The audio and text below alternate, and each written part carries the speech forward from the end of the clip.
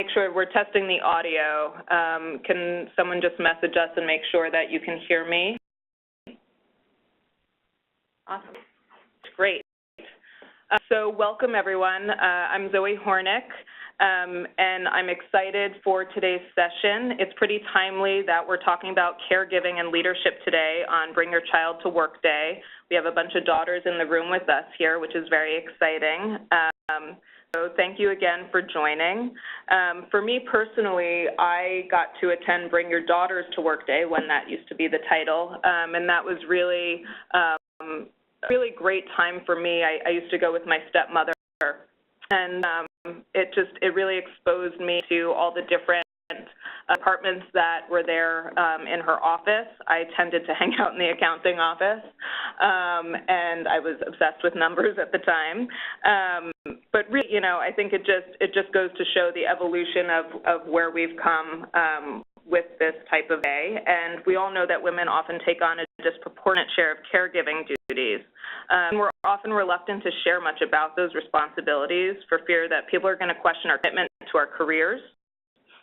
It makes it very easy to feel like we're alone in it when it comes to managing our caregiving responsibilities, children, family, health needs, alongside work. So first, today, we'll get to hear from Anna Vizioli, our VP of Operations here at Coldwell Banker in the home office. She'll share her experience as a leader, a mother, and a caregiver. And she'll discuss how, contrary to common assumptions, these experiences can actually make us better leaders, teammates, and employees. You'll also have some time for Q&A with Anna, so you can chat in your questions as she talks. Then I'm actually going to shift gears a bit to talk about the benefits of having this kind of group and talk about how we can set up some opportunities to get together in person. In fact, we just saw a great example of this a few weeks ago. The Women of Coldwell Banker Commercial have been gathering as an offshoot of the commercial group crew at their annual conference for years. So we have Christina Carlino, who's Director of Learning, to explain how this group came to be, how it's grown, and what impact it's had within the Coldwell Banker Commercial brand. So without further ado, I'll turn this over to Anna. Thank you, Zoe. So as part of this leadership series, we thought it would be very helpful to share our stories. So this is sharing mine. I want to talk to you about how I got here and lessons I learned along the way. My family, my husband, my 11-year-old son, my daughter, and me. I'm 15 miles from the office, and at this point, my husband and son still like me, my daughter not so much.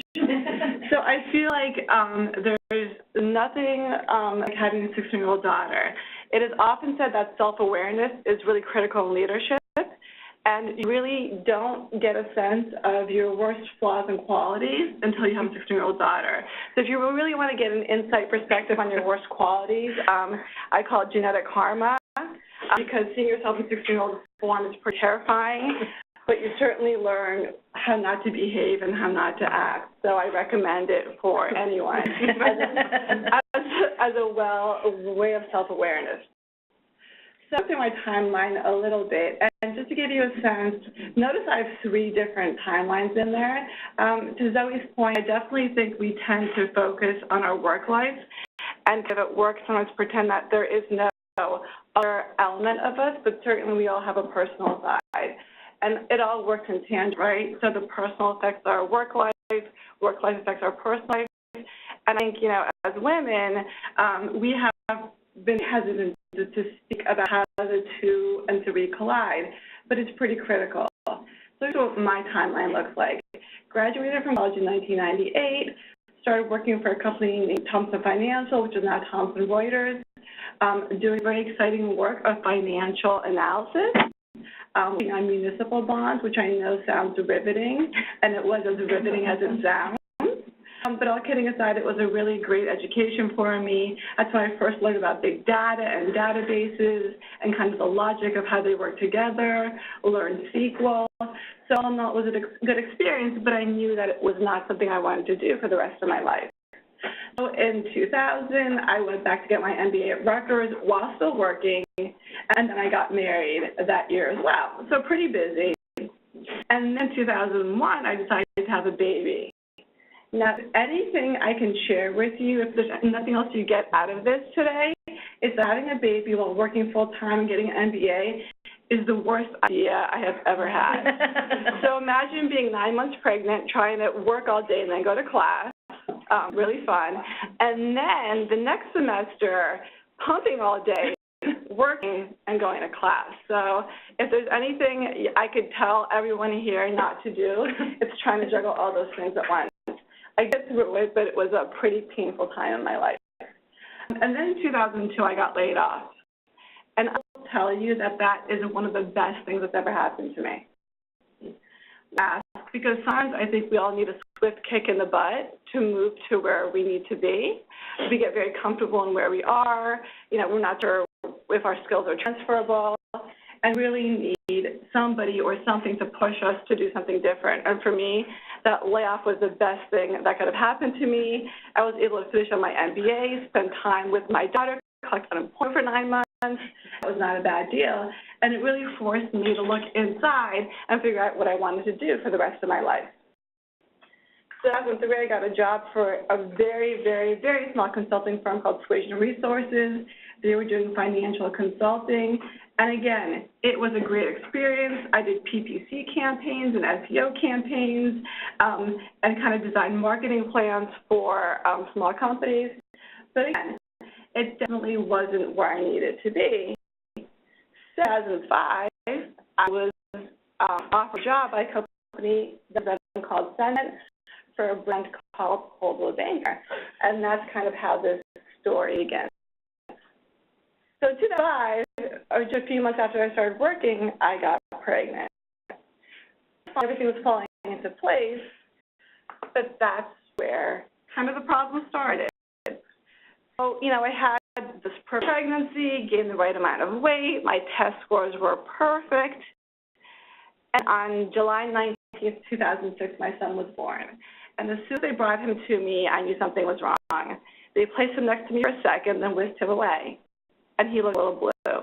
And there was a huge crowd of doctors that shouldn't have been in there if it was a normal pregnancy. So he was born with a number of issues, genital anomalies, I later told, low muscle tone, clubbed feet, most concerningly a condition called Pierre Robin, where an underdeveloped jaw caused his tongue to fall back in his airway. He was able to breathe without oxygen support, and despite our best efforts, unable to eat by mouth. So 2 days later, we were transferred to the NICU at Morristown Memorial, which is right around the corner from the Madison Home Office, because our local community hospital where he was born really couldn't support his needs. So our lives were shattered. I felt like I had done everything right, had done all my planning, had kids early so I could focus on my career, and then this happened. It was out of nowhere. So a complete shock to my system. And that was a good lesson for me, because sometimes no matter what we do, despite our best efforts, things just don't work out the way we intended. And kind of life has a way of throwing things totally off. And it's a matter of what we do when it happens. So we were told he just needed to get a little stronger, that he'd start breathing on his own. He started eating on his own. It was just a matter of time he needed just to get a little bit bigger. He spent over 4 months in the NICU. He confounded every doctor and specialist.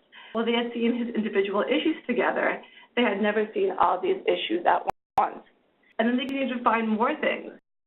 Congenital lobar emphysema, which required the removal of half a lung. To help breathing, they did a tongue lip adhesion, which is exactly what it sounds like. They actually adhered his tongue to his lip, and they required him to be in a medical coma for 5 days while the adhesion healed. And spoiler alert, the surgery did nothing to actually help his breathing. So those were probably the toughest months of life in our lives. He stopped breathing and needed to be resuscitated more times than I care to remember, but through it all, I continued to work. So I had to work more or less full-time when he was in the hospital. Mentally, I found that working was really good for me, and my goal was to take the time off when he finally came home. And my boss at the time, Helen Galasso, for those that remember her, was amazing. She led the way when I was late or took a 2-hour lunch to be at the hospital. And for me, that was a really important life lesson, because it's critical that we stand by our people when they need us the most. Everyone's going to have a time when life eclipses work and your employees need the flexibility to get through whatever's going on. And let's face it, in my case, it was kind of easy, right? The empathy was expected. I was a woman with a newborn with health issues, And it's pretty easy to empathize with that. But what about men in a similar situation? What about a child caring for an older parent or someone dealing with an ailing sibling? It's really underlined the huge importance of allowing the human beings that you work with the flexibility to manage whatever personal crises arise. Because for people when the chips are down, that'll always be remembered, and it was definitely remembered for me. And I think while we're talking about women in leadership, let's not overlook our male employees. The problem we have is that women are expected to take this role, and we need to allow our male employees to also have the freedom to be able to take care of matters in their personal lives. If we allow men the same flexibility to help alleviate the burden with their wife or same-sex spouse, it's only because my husband Kevin was able to do that with his employer that I was able to spend as much time at work and in the hospital as I did. But that time in the hospital wasn't easy, especially with a happy, healthy, but still really needy 4-year-old at home. My instinct was, as I think most people's is to focus all my energy on my sick newborn. Ellen had no idea what was going on, and my daughter Emma did, and she needed us. So for her, we needed to maintain some level of normalcy. We went to amusement parks and out to dinner and to scheduled play dates, and it was really, really hard. So 7 is prioritizing is really hard to do in work and in life, but it can't be everywhere at once. And it's critical to focus on the people and things that make the most impact. I finally came home in November of 2016. What our poster didn't there. I was in the hospital after just a month of being home to have a tracheotomy tube put in. He wasn't eating, so a Mickey button was permanently installed in his abdomen so he could be tube fed. His hip dysplasia didn't resolve, so an osteotomy was performed that involved cutting his hips and casting both legs. And to extend his chin, he had distraction. Now, I'm a pretty squeamish person. I still can't get blood because I pass out, as Kalpana has seen me do. And after the jaw distraction, Kevin and I had to turn a Frankenstein-like screw, you see that in the back of his ear, that protruded from below his ears 2 times a day, and we were physically pushing his jaw out. The trach had to be changed once a week. Now, a little story about a trach. Most people don't know is that the hole in the neck can close up in seconds. So changing a trach requires quickly taking one out and putting one in before the hole closes up. If you hesitate, your kid's only viable airway can close up right in front of you. But again, I became able to do that like a champ. Quickly learned, and that's the beautiful trach right there. So I quickly learned that you are capable of so much more than you ever think you are. So through all of this, there were a lot of long, arduous stays in the hospitals. But there, ironically enough, that we realized how lucky we were. When Dylan was recovering from his trach surgery, he had to stay at Children's Hospital, a local hospital here in New Jersey, to recover. And that was a good 45 minutes from my house, and it was frustrating to have him so far away and have to go visit him every day and try to make that work. And through broken English, the couple next to us shared how they took 3 different buses over 2 hours to see their son, who had been in the hospital for months. And I remember another mother who seemed to spend every minute at the foot of her child's bed in Warstown Hospital as her daughter was dying of cancer. So I quickly just feeling sorry for yourself, because we realized in that situation how lucky we were. We had insurance, we had transportation, we had a supportive family. So my surgery was for his kyphosis and scoliosis. People don't have these pictures of every kid. And just so I feel like you're all very bad parents because I got pictures of my kid's back. So he had actually a bar placed in his back that would be extended every 6 months. And adequate bone growth to support the bar. He was put in this thing, which is called a pinless halo. You see a dog in that picture. So one of our really, really awesome ideas was he had this crazy surgery. He was in a lot of pain. So let's get a puppy. Because we all know that puppies make everything better, right? And it's totally nodding. So again, one of our great decisions to buy a puppy. So immediately after the surgery, we knew something was wrong. The halo to us seemed crooked. He seemed to be in a lot of pain. So, but we're assured by the various residents and postdoc students that his doctor, who is of orthopedics at the Children's Hospital of Philadelphia. I mean, he was world-renowned. He was the guy for this type of surgery. He knew what he was doing. When we complained about the pain, our doctor told us that it was just what was expected, and we should expect him to continue to have pain because it's a big surgery. Anyway, after 4 weeks after her surgery, I was sitting with him in my lap, attempting to console him. I noticed crusting around the halo on his head. I knew that something was up, called his doctor, who wasn't available. I called his doctor, who was covering for him, and was told he was surgery. So I put my kid in the car and drove the 2 hours down to Philadelphia. In the end, they discovered he had 2 ulcers, about 2 inches in diameter on the sides of his head that actually opened up into his skull. So I mean, we sometimes have difficulty finding our voice, standing up to authority, and going with our gut. But trust me, after this experience, I learned to never, ever question my inner voice. That we really need to listen to ourselves, and that applies to home as well as to work. The most important lesson is, I think, to find and use your voice. So when he first came from the hospital at 5 months, he couldn't hold his head up or eat by mouth. Doctors and therapists told us his functionality would be limited, whatever that meant. I spent the majority of his early days in therapy. He died at 12 months. He walked at 18. He finally began eating by mouth when he was 3 and began speaking that same year when his trach was finally taken out. Later, something pretty amazing happened. While having breakfast one Saturday morning in August, just a few weeks after his 4th birthday, we started reading the back of the cereal box. In the since he's made up for lost time. He is now 6th grade, and his reading level is the same as a high school junior. Even though we're warned about food aversions because of his inability to eat early on, he'll try anything. And mussels and oysters are now his favorite foods. And most importantly, he's one of the happiest, most outgoing kids you've ever met. This that he's half the size of the kid in his class. He's on hormones for that. He has those rods in his back that protrude a little bit. And the rubber band that he was born with has left him with a squeaky voice. He's the most outgoing, happy kid you've ever met. He's been playing drums for 5 years and performs in a rock band and is starring in his middle school play. And he writes and directs his movies. I've always been a pretty skeptical, sarcastic person, but he's taught me that optimism and a positive attitude can never come just about anything. So it's very important because all lives outside of work inform who we are as employees, which is nurturing a diverse population is so critical because people that lead full whole lives, whatever that life looks like to them, make the best employees. To encourage gender diversity in our industry is so important, but it's not easy, and I applaud Carla and Zoe for initiating this and giving me the kick in the butt to have this conversation. Next, I would welcome Christina Carlino, who has our commercial learning efforts to the call.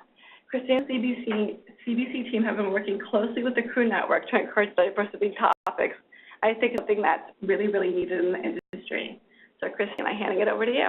Thank you.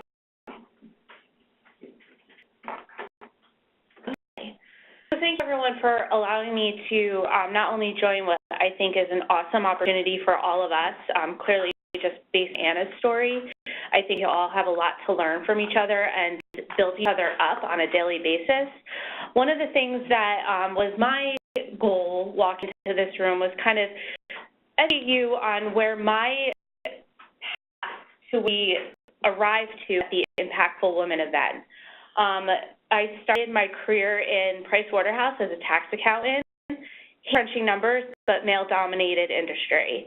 I then moved to a project management role, which quickly turned into a learning and development role, which has allowed me to find my path in life when it comes to my career.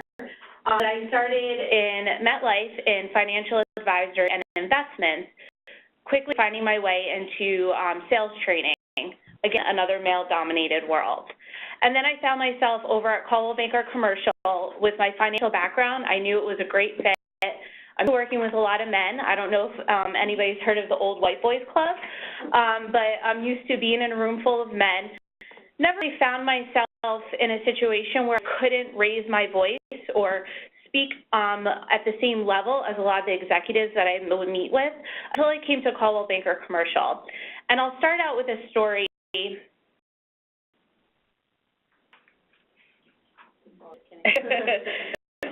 So I'll start out with a story as we try to change the slide.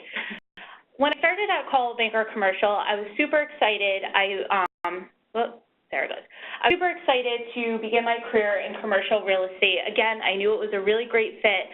There was a lot of amazing people that I met here at the Realogy office.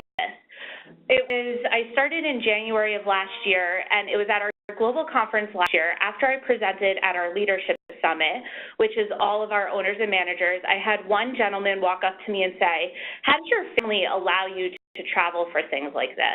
I kind of was taken aback, and never in my career had I ever experienced somebody question my ability to be in a room with all of them. And it made me to think, and Val had come back from maternity leave. We had this conversation, and I quickly realized that Val had the same path and the same idea that I had, is how can we both win in this business? In financial and commercial real estate is very male-dominated. How do we increase our presence and our capability in this industry? So as I started to prepare for today, and I think this is a great follow-up to Anna's story, is who are women? What are women? So when I looked this up, I actually Googled it, and these are all the words that came to mind. And I thought it was a really great summary of who we are, not as a woman, but as a person, and what we can offer to any job that we set forth. Rational, impartial, smart, gregarious, sincere, unassuring, considerate. Ambitious, I thought, was a huge one. Courageous, clearly, is another huge one. Intuitive, I think we're diligent, we're courteous, we're sympathetic. All these words I thought was very fitting for whatever industry and whatever office we see ourselves in. And it's something that has me think a little bit more about diversity.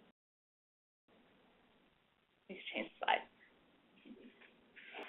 So why is diversity a disruptor in any industry? I think we've all heard over the last couple of years, diversity, inclusion, diversity, inclusion. Well, why is this diversity such a huge disruptor for us? They're actually working now. Okay.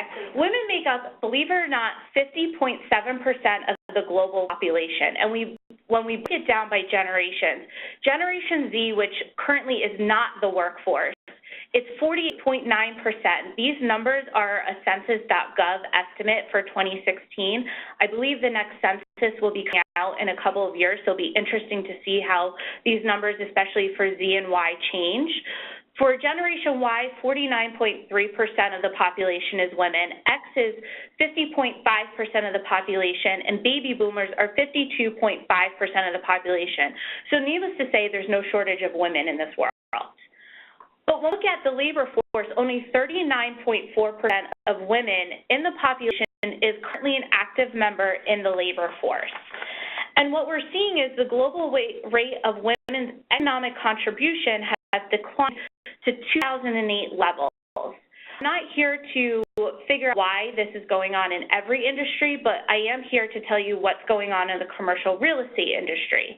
So in 2000, we saw 11% of CRE professionals were women. 43% of CRE professionals were women. And in 2015, head scratcher, 35% are CRE professionals are women. Well, if we go back to the slide, the population of women seem to be exponentially increasing. I mean, Generation Z is not in the workforce yet, and there's still a growing population, and there's 48.9%. So why are we seeing a downshift in women in the commercial real estate? So why are they tilted against women? Well, nobody wants to admit that there's actually a problem. Not necessarily best for women. So when I say nobody admits that there's a problem, senior leadership a lot of times tend to brush it off. Going back to the story that I told before, this was an owner in a very small market in the South under the Bible Belt. In his mind, I don't need to hire any women, clearly, because he didn't think I felt I had to be there for that particular week. So nobody admits that there's a problem. These are not necessarily best for women. So in residential real estate, and this information is coming from a crew member who was interviewed for a commercial magazine. So unlike residential, where women can take the reins on a deal by herself without having to collaborate, CRG is more of a team sport. We're starting to see an increase in a teaming structure, how they do their splits. There's a business development person. There's somebody who comes in to do the initial needs assessment, and then there's somebody that comes in to do the close. So you really, truly have to collaborate as a team. They talk about splits on how, once you close the deal, how are you going to split the money on that transaction? Team tends, psychologically, they tend to reward enriched men, and men tend to speak out above women. Why? We don't know. Take a look at another one, a generation gap. 10 years ago, the average age of a CRE professional was 51 years old. Currently, it has increased to 57 years old. So when I talk about the old white boys club, it really is the old white boys club. And when you look at the generation of a 57-year-old to a generation who may be at the on a millennial like myself, you come in very different times. That owner who said to me, "How do you have permission to be here?" was an older white male who probably was ingrained from childhood that men need to be professional, men need to be in a leadership position. So there is still that generation gap that's there. There's also this notion of unconscious bias. Who's heard of unconscious bias? So my greatest example for those of you that may not full idea of what unconscious bias was. Harvard had done a study with the New York Philharmonic. The New York Philharmonic, they would have auditions on who's going to sit first, second, third chair if they're looking for new members for the Philharmonic. So what they did was they had a test where all the people auditioning would come into the room, they'll play their piece, and then they would hear if they had received a chair or if they had not. Well, notice that exponentially, they hired more men than women.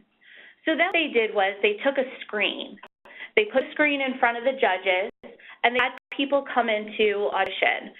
So you would hear them clicking of their feet. You would hear them speaking.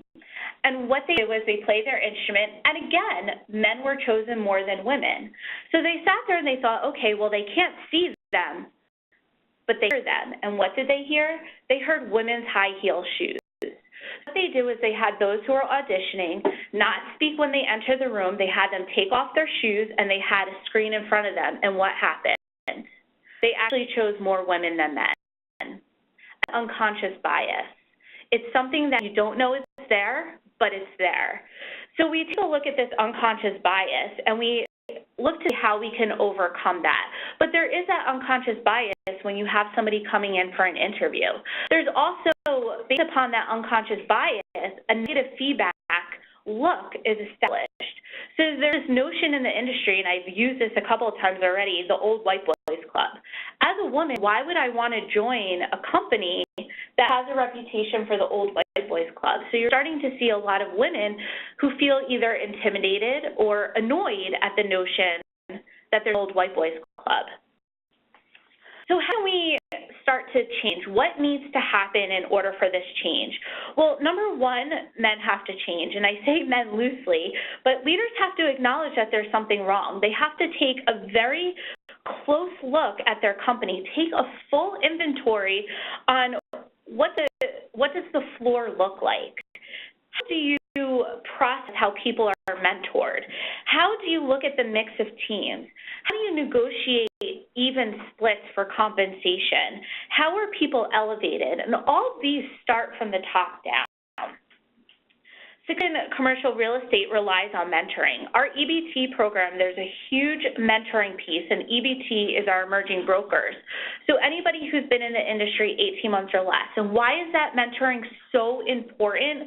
Well, mentoring is actually a way for younger individuals to grow faster, or inexperienced individuals to grow faster, when experienced professionals introduce them to clients. Walk them around in different offices, walk them around in negotiations, work to really mentor them as a peer and not a superior or subordinate. There's also the notion to compensate for your quote-unquote golf swing. We always hear the term, well, a deal's always negotiated on the golf course. Well, if you're on a golf course, and I've had my heyday on a golf course, I can tell you my golf swing is not a straight line. It either goes one way to one side or one way to the other. Well, we have to acknowledge and be empathetic to ourselves on which way do we sway and how do we have to change that? How do we compensate for different personalities, for different emotional intelligence, and how do we balance that out and look to compensate where something may lack or look to compensate where something may be a little overpowering? And get used to boasting. I don't know if any of you have noticed, but whenever I get up in front of a group of individuals and I'm asked to introduce something about myself, I've noticed in myself my voice starts wavering. I don't really know what to say. You know, I've gone to college, I've gone to grad school. How much of that is necessary? Why am I afraid to boast of my successes? And why am I afraid to let my voice be heard and put myself as a stake in the ground, as an expert in my field, and create that credibility? So we need to get used to boasting ourselves and really talk about our successes, talk about our challenges and how we've overcome those challenges, really create credibility for ourselves. Thinking about all these and what needs to happen, in 2017, I was lucky enough that our organization also noticed this as a lacking in a lot of our smaller regions and our smaller offices. So in 2017, at the global conference, we introduced a session called Leading Ladies of Real Estate, Secrets of Success from Top Producers. It was a panel created by our business development team. It was our women top producers, and it was a hit. It was standing room only. People wanted to hear from these women and why were they so successful. We've also, I've looked at numbers based on registration, and 35% of our global conference is women. So good opportunity to really take that 35%, make them feel valued, and make their peers know that they have credibility and that they're looking to succeed as evenly as they are looking to succeed. So 2018, we took it a step ahead. And I'll get into it in the next slide, but the CREW Network, which is Commercial Real Estate Women, I was fortunate enough to go to their national conference last year, and I was completely blown away that there's 3,000 women in this room, all rooting for each other, all looking to root for each other. And of those 3,000 women, there's 4 men. And 4 men, even though it was a joke, they were there because they wanted to know how these people were their business advantage. So in 2018, we thought it was a really great idea to bring Wendy Mann, who's the CEO of CREW, to the commercial stage and talk about her experience growing up in business as a woman, her experience, her education, what she dealt with in the office, and how she got to where she needed to be. We then wanted to bring it to the next level and bring it to our education session, where Wendy and her peer spoke about how women are, and not even just women, but how people are your business advantage. How do you take away that unconscious bias? How do you create credibility for those in the room? We had a room of about 25 women. They were all super excited, and I think there was also 4 men in the room. If I'm just getting these numbers from feedback from others, but it was another well-received conversation. It's something that's starting to grow and be recognized in the commercial real estate industry. So I mentioned we've partnered with CREW. We are now a bronze sponsor. Our presence will be in the CREW Network. We have 25 CBC women brokers who are part of the CREW Network in their own region. CREW's currently in 74 markets. They have more than 10,000 connections globally, so 10,000 members globally. They do an annual conference every year, normally in the October timeframe. CBC will now proudly have a presence at the conference. We'll be placing logos throughout the CREW Network website. We'll also have a table in their marketplace, which also then kind of thought of another opportunity for CBC. This is a great recruiting tactic. Where I came from MetLife, we prided ourselves that we were always in the top 100 of the Working Mothers magazine. What's a Working Mothers magazine? It's a magazine that promotes women in the workforce. So I think by having connections with CREW, it's going to take us to different opportunities and how we can really promote women in this industry and kind of take away that unconscious bias. So with that, we then had a crew meetup. We did an Impactful Women of Commercial Real Estate meetup, and I know Val was there, and I don't know if you want to say something about the meetup and positive reaction. Everyone was so excited in advance of the meeting. It was probably the most activity we got in any communications when we sent out personal invitations to a happy hour. I got to say they were excited. They wanted to forward it to their friends. There was a ton of people there. We also had 2 men show up at this event. Just like crew, we said we're all inclusive and you're welcome to join. And they just wanted to sort of hang out with all these powerful women, which was kind of cool. And we got a way better photo than the next one. Yeah, we did. We did. But they're excited, and they were just so happy to be gathering.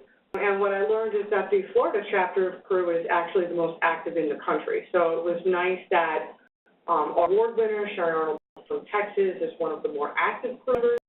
And a bunch of our ladies from Florida already knew about it. We're very excited about it, and we're hoping to get more CBC women from around the country involved. So I think it's really exposed another partnership that could help further our group. Thank you, Val. So with that, another thing that CBC really kind of changed the scape is as she mentioned, Sherry Arnold was our biggest, most prestigious award winner. It wasn't on purpose because she was a woman. It was on purpose because she was nominated as a leader in the industry and in her company. And I think that's also another powerful message. Her office consists of a majority of women.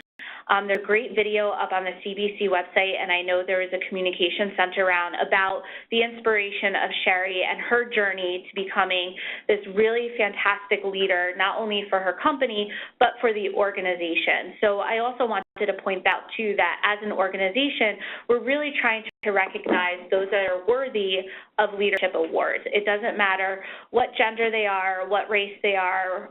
It really is about their leadership and their role, and it speaks volumes for Sherry, not only for her positive outlook, but for her business acumen. And we need to continue recognizing those women, and I think CBC is really starting to change the landscape of that.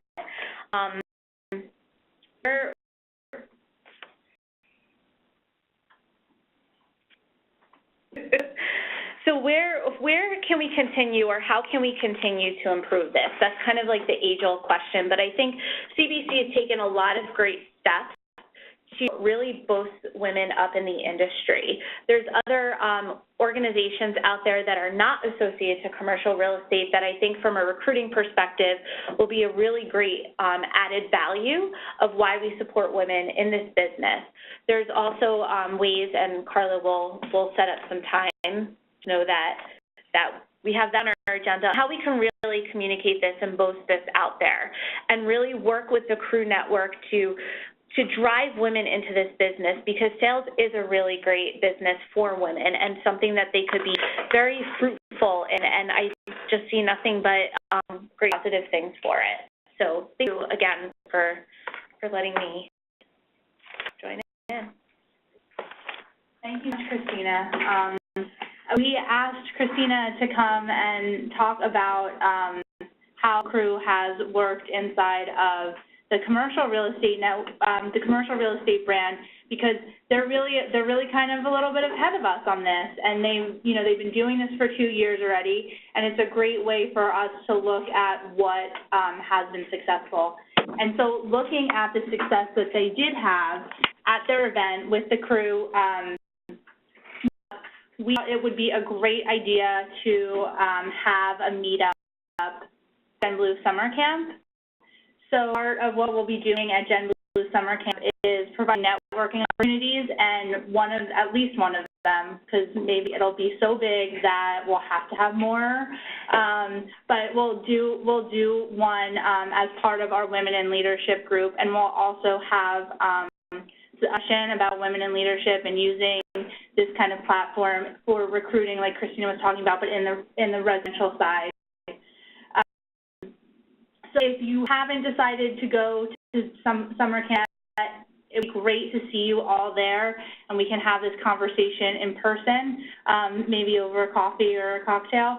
and we would love to see you all there. So thank you all so much for taking the time out of your day to come and sit with us.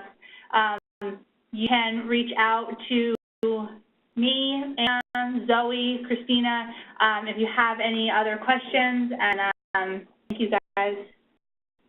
Thank you. Thank you.